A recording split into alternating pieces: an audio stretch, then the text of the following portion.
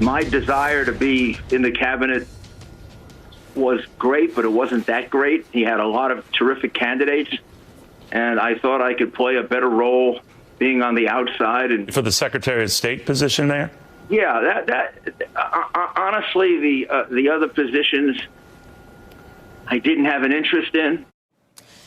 So as you may know, U.S. foreign policy is overseen by our Secretary of State, and under this president, also by Rudy Giuliani. It's the increasing takeaway from this parade of insider testimony on the Hill. And indeed, today, the veteran diplomat Bill Taylor pulled out of retirement to serve in Ukraine at the request of our current Secretary of State, testified that Rudy fell into this irregular category of policymaking on Ukraine, adding, quote, "By mid-July, it was becoming clear to me that the meeting President Zelensky wanted with Trump was conditioned on the investigations of Burisma and alleged Ukrainian interference in the 2016 U.S. elections.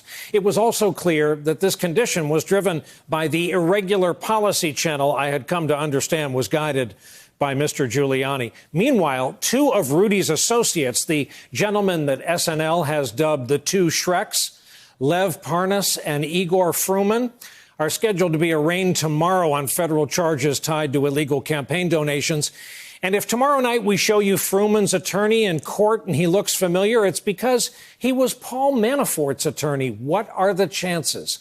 With us tonight to talk about it, a reporter who is consistently out front on this story, Katie Benner, Justice Department reporter for the New York Times. So, Katie, Rudy wanted to be Secretary of State. In Ukraine, at least, he kind of did one better, as it turns out. Tell us how much legal jeopardy he might be facing this evening. So it looks like things are getting worse for Giuliani. As we saw with Taylor's testimony today, more and more people have come out to say that not only was there a shadow diplomatic effort that was extraordinarily questionable and might even lead to something like bribery, which, as we all know, is part of the impeachment section of the Constitution. It's clear that Giuliani was spearheading it. It's been said time and time again. And of course, the reason why this also creates jeopardy for President Trump is that Giuliani is not a member of the government. He does not work for the government. And so the only person from whom he could be taking orders plausibly is the president. We noted, I guess, 2 weeks ago, every weeknight during one given week, he was on alternating Fox News primetime shows, almost limitless airtime. We further note we haven't seen him in a couple of days. I am guessing the importance of this has been made plain to him.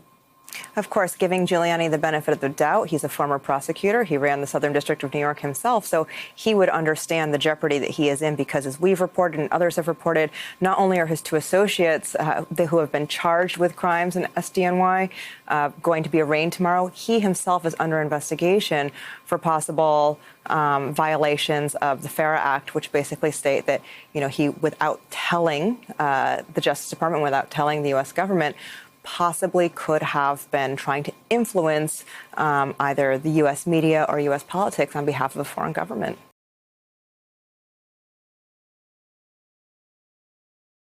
Hey there, I'm Chris Hayes from MSNBC. Thanks for watching MSNBC on YouTube. If you want to keep up to date with the videos we're putting out, you can click subscribe just below me, or click over on this list to see lots of other great videos.